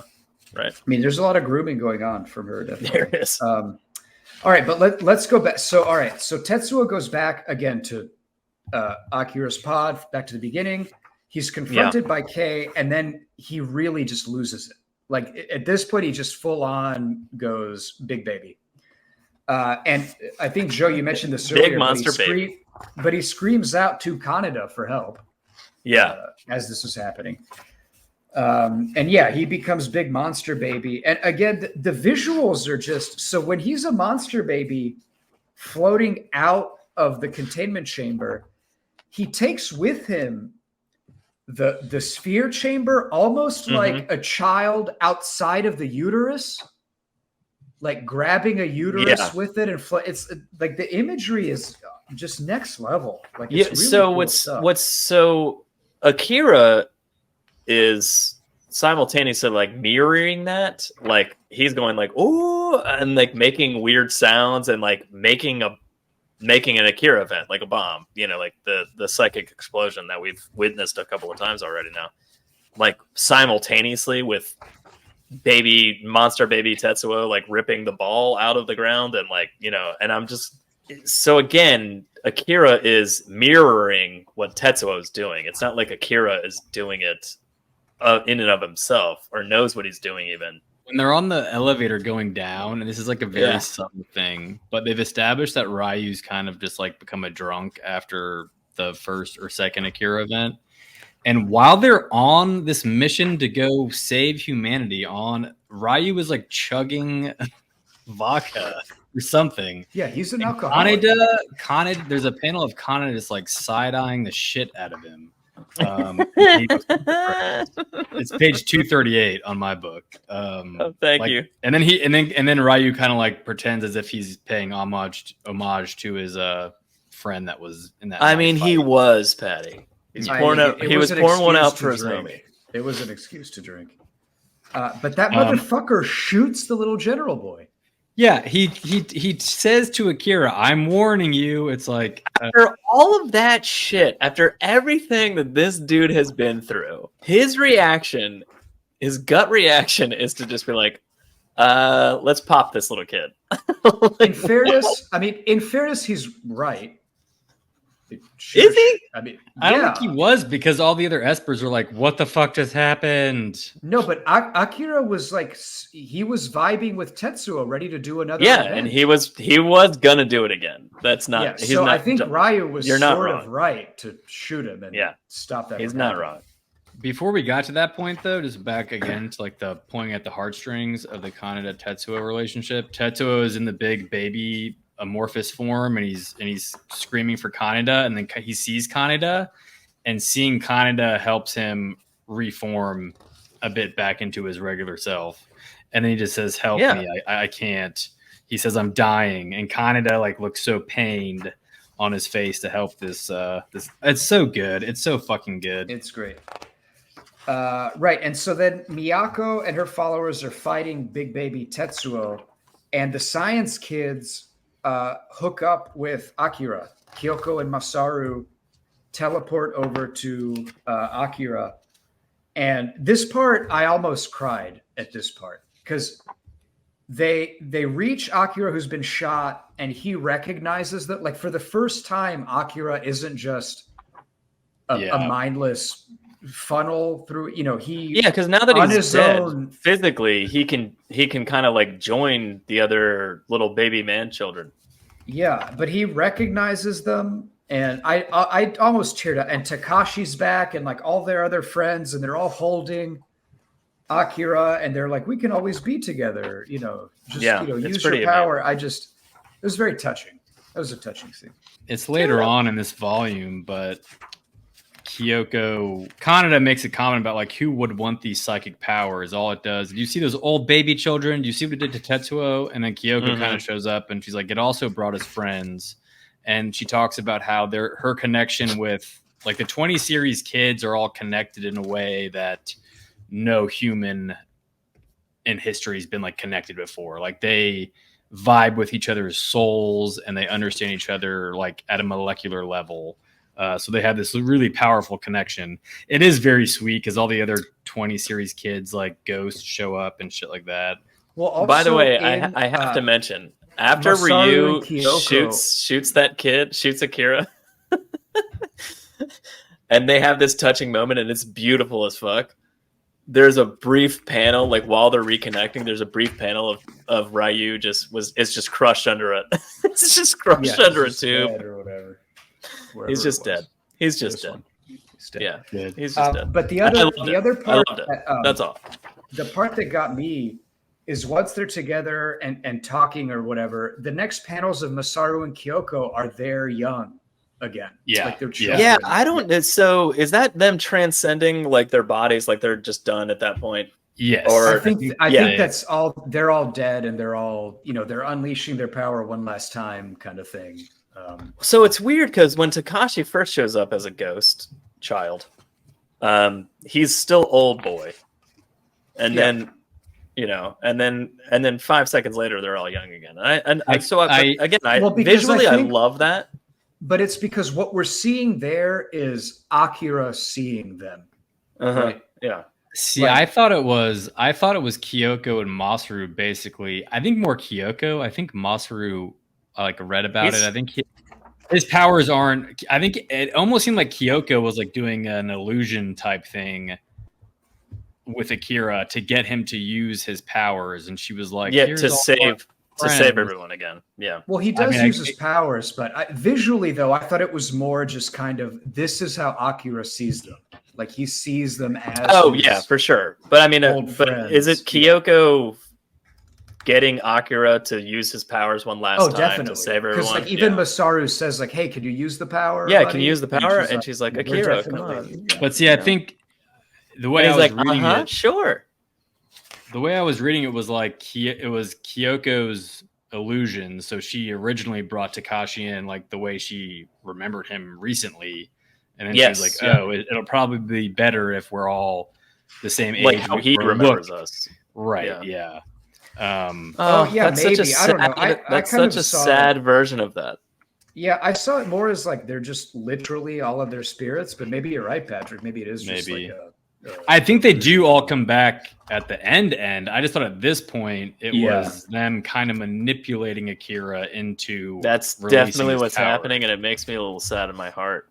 I mean, well, they're definitely manipulating him, but again, I'm not sure if it's like if it is fully their spirits or like you said, they're just illusions. But this is right after this happened. This is my one like really big note, and why Miyako is insanely awesome towards the end, but I got chills. This is a very hard cut because Miyako and her followers have been using their telekinetic powers to keep Tetsuo, like push Tetsuo until he awakens, right? Mm-hmm. And Miyako talks to Kei and she says, "We don't really have any power left.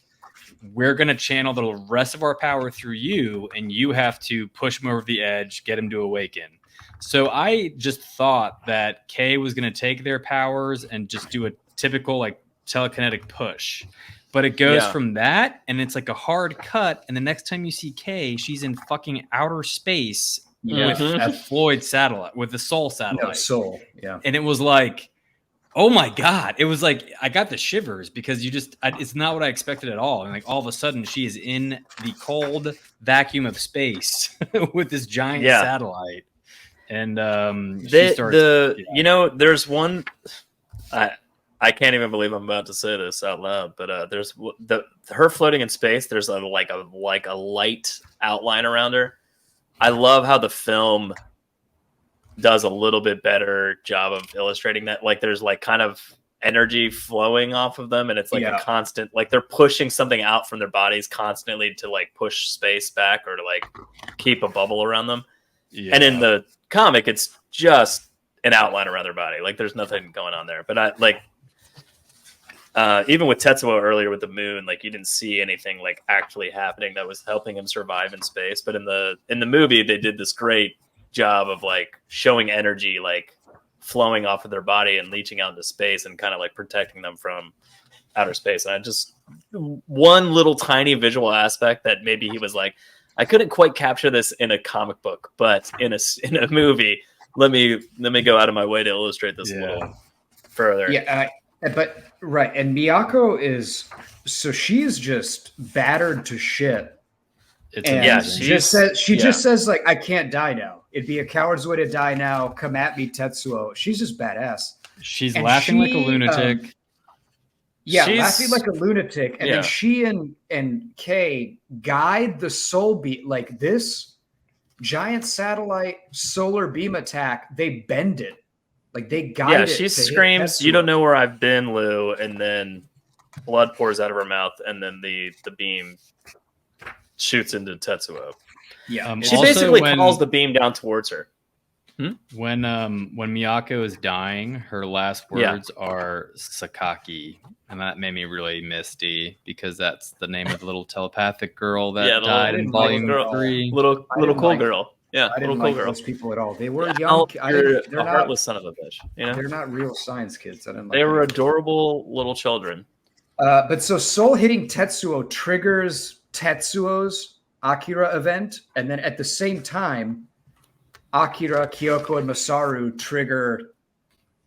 I mean, at this Another point, the blob that is Akira Tetsuo is almost as large as Lady Miyako's temple. Like, it is Yeah. enormous. Like, he's the But- size of multiple buildings. Like, he's Yeah. gigantic. And So then they the use- beam hits him. And I don't know if does it trigger it or does it just melt away all the bullshit and he's like, quote unquote, awakened at that point. No, I mean, think obviously it, triggers it it. triggered the event. Yeah. But Well, then they use Kay's Akira's other one. response to is melt- he's awakened. Like, finally. Like, we did it. You know, like, we finally fucking did it kind of thing. But is Also- like there's a comment that's made about Tetsuo waking up too early. It would be positive energy against Akira's positive energy, and if that happened, the world would explode. So is it like is Tetsuo's energy like is it like negative? That's where I mean, Yeah, maybe you're because supposed to be Akira confused is by on it. this like positive train right now, like with like finding his friends again after all this Yes. time, like you know, coming back. What? Guys, I just got to be honest. Like, all of this is just like invented, and all that matters Yeah, is that's that two what- giant energy balls are soaking each other up, and that's how we're. That's saying. what I figured. Well, I think right, that's but I mean, what the matters. arc is that Tetsuo is reaching this like level of like, I don't know what the fuck I'm doing, and I don't Well, know it's- who my body is, and I don't know who my friends are anymore, and I'm lost. And he explodes, and then at the same time, Akira has been quote unquote reawakened and has like found his friends again, and is like surrounded by people that he loves, and it's a very Yeah, but I positive end. Yeah, but this idea of positive, negative, all you got to know is two energy balls. Well, yeah, but like That's what's- I Tetsuo's think it's a rather crass way of looking at it now. Tetsuo's It's event a is giant energy white. ball. Tetsuo's event is a white dome, and it's not perfectly spherical. It's got like cloud-like formations coming off of it, and It's kind of Akira's rain event- tendrils on the sides. Yeah. Yeah, wasn't Akira's event Ripples. was like a perfect black dome, wasn't it? Like, No, I mean, it's looks like not. a sun. It looks like a sun kind of. Well, not in this. I mean, like No, in no, the not very this one. first, Yeah. the first event. oh, it the was- first yeah. one was a black dome. Yeah. But yeah. So two By the big way- psychic events. This is the third time an Akira level like psychic explosion has ripped through Tokyo, and buildings continue to crumble, and There's people still continue buildings to die. left. Yeah. there's Like, still it's buildings left. fucking insane how many times like this has happened. I'm like, Jesus Christ. Another cool thing is, so when Kaneda gets swept up in the energy, so this Mm-hmm. is again, this symbol was in Miyako's HQ. When Tetsuo blew up the moon, he blew up a crater in a moon. Like, this kind of image is all over. Yeah, repeated and this repeated comic. and repeated. Yeah. It's also a giant eyeball. There's like optic nerves coming out the sides of it. Oh, see, I thought they were like computer circuitry looking. Oh, I don't, That one scientist, like, seeing it from the ground, like, while it's showing flesh, I suppose, flowing from one orb to the other, is like, two Akira phenomena? And he's like freaking out. And then it cuts this to is- Kay in the sky, and she's like, Akira's absorbing it. You know, like, and it's fucking insane, dude. Like, this is also very. I know I made the point about the Clockwork Orange similarities in the first one. The end here is very 2001: Space Odyssey. So there's kind of both a lot of Kubrick connections in this comic, because like the giant like space baby and going to like the origin of the universe with all these weird visual. It's very the end of 2001: A Space Odyssey. So maybe I like Otomo this. was a I like the Kubrick. idea of like every cell in our body has memories from like the beginning of time. Like, and it's just like that. And that's what the whole basis of this power is. And I can't remember what I did 2 years ago. How are we going to remember what we did at the beginning of time? Well, that's the point. That's the potential that they're unlocking, is that ability of like, there's something within us that's as old as, you know, like all the atoms in our solar system is born from the sun, you know, kind of thing, you know, like that sort of idea. And the memory of life itself, I don't know. It's really cool that it's ethereal enough to where they're not like, this is exactly what's happening, and it's left to interpretation. But at the same time, it's explained enough to where I'm not going like, wait, what the fuck just happened? You know, kind of thing. Like, I enjoy that. I'm glad that they explained it enough to where you feel fulfilled. Like, you don't look at the end of this and go like, what the fuck did I just read? You know, like that's what this was building to, because that's not what happens at all. You have like this conversation, like it's Kaneda being confused. He's the audience's vessel in terms of like figuring out what's going on during this insanity, because he got sucked into it. And it's kind of interesting seeing, one, him raging against it, but two, like his acceptance of like, oh, this is what's been going on with Tetsuo all this time. Is this all it's been about? Like, I could have just been there for him more, or, you know, like that kind of thing. And it's simultaneously horrifying and beautiful. I love it. And then we do in this kind of ethereal nether zone, we do get like a lot of background. We get to see kind of Akira and the science kids and how they meet. There's some cool this little image of one of the kids it's almost like an H.R. Giger like machine. Oh yeah. You know? Yeah, it's crazy. Just this giant machine enveloping a child and like trying to extract psychic power. There's cool imagery. It's almost like the first signs were so minute, but in their rush to force it to germinate, they fed it such harsh fertilizer, and then it cuts to the little kids in the room, and that it you know, it brings back obviously the idea of the pill and the drugs this whole time, and like how they're trying to they found something and they're not ready for it yet, and they tried too hard to grasp it, and it caused this problem. Well, I love this subtext because Kaneda was absorbed into Tetsuo, so then he gets absorbed into this event, and Miyako is still telepathically talking to him, and she says Akira may have been trying to alter the course of human evolution, and Kaneda's like, you mean humanity want to evolve again? And then Miyako says the results are for your children to see, and I kind of wonder, like, because you don't really know what caused the first event. Like, was Akira just a prodigy? Did something happen to him? Like, what? And it's interesting because after you get that bit of information is when Kaneda gets thrown into the flashback of the kids first meeting and becoming friends, and then they're being tortured. And it's like, did Akira lose his shit because all of his friends are like being destroyed by humanity? And for sure, I'm trying to. The power within Akira is like, this is the wrong way. And because Miyako makes a point, Kaneda says, isn't evolution programmed? And then Miyako says, cannot the human spirit choose its own currents? As if Akira himself was like, hey, humanity, we're fucking things up. I'm going to try to reprogram all of us. But that ended up just like being a giant explosion. And it wasn't until you had two energies with Tetsuo that it kind of gave this rebirth. Yeah, he could get the right frequency or whatever for it. Yeah.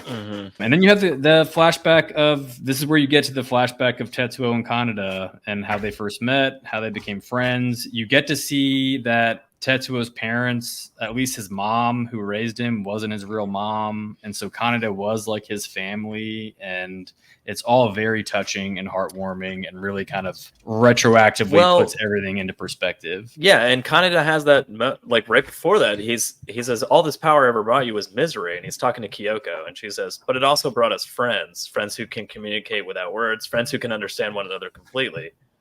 And that's when he says, like, friends who can understand, you know, like kind of thing. And then she's like, yes, like Kai and Chiyoko and Tetsuo. And that's when she says, and you, Kaneda. Like, as in, like, you're a part of all of this. Like, that's it, as small as a role in terms of power level that he played. He was an essential key point to Tetsuo reaching this, like, level of power. And there's a cool thing too. So after the Tetsuo flashbacks, he kind of meets Kei and then gets dragged back into a flashback. And it's just Kaneda alone in a playground. And from panel to panel, he's adult Kaneda and child Kaneda and then adult again. And he's calling out to Tetsuo. And he just has, I just found this really touching. Like he just has this one part where he goes, oh, where is he? He was supposed to meet me here. Oh, I guess he's gone. And it's just, it was like heartwarming. I mean, heartwarming. Yeah. Yeah, it was very like, I don't know. I found it a touching moment when he's kind of realizing that Tetsuo is like his friend is gone. Gone. Yeah. Yeah. So that was pretty sad. I only want to touch on this because we talked about it in the other two parts, but there's a culmination in terms of like Kei's ethereal form flowing through Kaneda, Kaneda's ethereal form flowing through Kei, and like where they've seen each other as like weird ripped apart ghosts in the earlier parts of the story are all culminating in this moment where they're like trying to connect with each other to keep each other from dying or being fully absorbed in this like phenomena, this Akira Tetsuo joint phenomena kind of thing. Yeah, it's like whatever's happening is like fucking with time as well. So every time through the story, yeah. so like those times where we're seeing Kei going like Kaneda, and he's like Kei, and it's like a ghost of her, and then vice versa. Like it's all culminating right here. Yeah, which I thought was really cool. Just in terms of a through line thread of like these weird moments that we were seeing early on, and we didn't quite understand. Like it's all coming to a head here. I mean, he does wrap it up really well, I thought. Yeah. Start to finish. So the swirling duo event of Tetsuo and Akira absorbing Tetsuo's destruction still left in its wake a giant amount of destruction. Favorite takeaway is after all of that shit, like clouds are swirling, like buildings are crashing down, water is spilling out, like there's just all kinds of devastation, and there's people like pulling people out of rubble and like onto the ledge of a once a building kind of thing. And then it immediately zooms in on like Chiyoko and the Joker, and I'm just like, you fucking lived through that. It's just like, and the Colonel is still alive. And I'm just like, I fucking love that all these like main characters just like somehow Kaneda style survived this insanity. Even Dr. Simmons survived. That guy that was on Dr. Simmons is here. Ship that side plot that and Kaneda's friend Kei, like he's like, and then his first, and so the first scene we see him in, he's just like Kaneda, like he yells Kaneda's name, and I'm like, God damn, that guy's loyal as shit. But even though there's all this destruction, there's something, and this is pages 398 and 399 in my book. It's Kaneda, very stoic. He says they're all gone, and then it's Kei, and she goes, "Look," and her facial expression's kind of optimistic. And then outside of all the rubble of the city, you get this view in the background, and it seems like it's like a peaceful river and like a peaceful countryside, and it kind of like there's this feeling of hope for the future in that big splash page. So as if something with the event that happened, like, I mean, obviously this is like kind of my last thing I wanted to talk about, was because it gets brought up a few times about Miyako tells Kei that Kaneda is her true love, and then Chiyoko randomly tells Kei that she needs to you're going to survive and have babies with Kaneda and have kids. And then in the thing we just talked about, Miyako says, your children are going to find out about the changes that were made. And I just felt like it was implying that like the descendants of Kei and Kaneda are going to be the ones that are going to be our god emperors. Like humanity. They're going to usher in the new era of humanity. But I mean, the comic as a whole definitely ends on a positive note. I mean, so it ends with the American army arrives basically to occupy Japan. But rather than taking it like they did historically and after World War II, this time Kaneda and the Great Tokyo Empire fight back, and they kick out the Americans, and they drive off right away. They're like, "Hey, thanks for the supplies. Get the fuck out!" And they're like, "We're a peacekeeping force," and they're like, "Well, what's with all the guns and ammo?" And then it ends with them just kind of again on a very, to Patrick's point, a very hopeful note of they're on their bikes and they're racing towards they have a future that they're racing towards. Even after all this destruction, they're in control now. Colonel Zaddy, the scientists, the big corporations, the techno conglomerate skyscrapers. It's all dead. Like all that's left is even the scene when they drive. So after they kick out the Americans, they're driving away and they pass the colonel and they're like, "Hey, do you want to help us still?" And he's like, "No, this is all about you. It's not about me anymore. Like I'm old." Not I'm old, but like I'm old school. Like I'm from the past. You're the future. Like I need to leave, kind of thing. And he even like kind of smiles at them, kind of thing. But which is weird because he hasn't smiled this entire book ever. Like, but really good ending. Yeah, but so the next generation is at the reins, and also as they're driving, Kaneda sees Yamagata and Tetsuo, and sees their spirit. So I mean, it's a touching ending. It's great. It's a beautiful ending, and they're racing towards the future.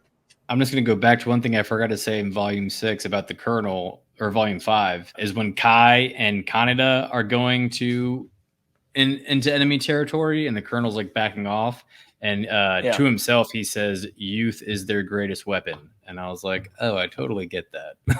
Like, he's old and done, and it's like these two guys are young and spry, like physically, but also like mentally they're not worn out, and they're hopeful. And I think it is very much about passing the torch to the next generation and letting the next generation make something better out of it. I wish the American political system understood that point, instead of having us elect 80-year-old men as our presidents and have baby boomers rule the world.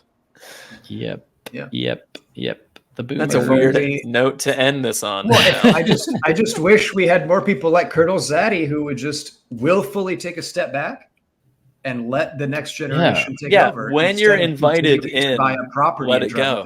Let it go. Maybe. Yeah. Maybe just. But we can't have that here. We can't have that here. We need a Shakira event in America. Even Shakira. All right, recommendations. Oh, read it. Everybody read it. Everybody read it. That's my recommendation. Everybody read it. Read this shit. It's so good. If you even, all right, I'll go a step further. If you've seen this movie ever in your life and you're like, oh, even a casual anime viewer has probably seen this movie. Like that's how applauded or like lauded it is. If you've seen this movie and you're like, I got it, it's really awesome, that's all I need, you're completely wrong. And read this series because it's so fucking good and shows so much more and goes so much more into detail of like what went on in this story and what the characters meant to each other versus, and like just so many things. There's so much more depth to the manga that, as much as I love the movie because it is still like one of my favorite anime ever, but this is like the manga is just so much more in depth and covers so much more ground in terms of like who these characters are and where they're going and like what matters, and so much more explanation of what's going on in the story. Hands down, read it. It's fantastic. Start to finish. I recommend it, and I recommend that if you do read it slowly and take in every inch of every page, because I did binge it, and that's fine. But going back and reading it slowly there's just so much to pick up on. There's so much in this book. Yeah, Patrick, do you think up in heaven Takashi is finally getting to see pit bulls fight each other? I really hope so. I really hope so. I was gonna mention that when Kay is he finally got that way. Fighting Tetsuo on the aircraft carrier, there's literally a dogfight happening. Yeah. Oh, that would have been a good time for that joke. Why weren't there dogs fighting on the aircraft carrier? Why weren't there actual dogs fighting? I felt like Takashi was up there, somewhere in beyond life, and just looking down and being like, "Fuck yeah, dogfight." It would be funny if if he's in heaven with like a big screen.